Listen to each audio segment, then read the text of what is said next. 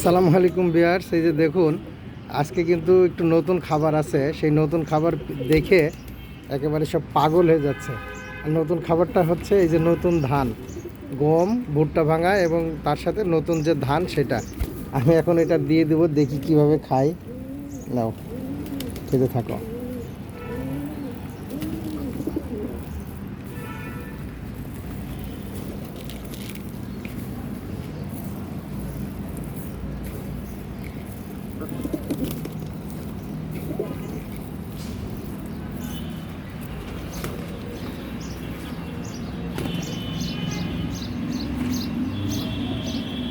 Round হয়ে খাওয়া শুরু করে দিয়েছে। আজকে একটু রাউন্ড শেপে খাবারগুলো দিয়েছি, দেখুন কি সুন্দর করে খাচ্ছে সব আমার কবুতরগুলা।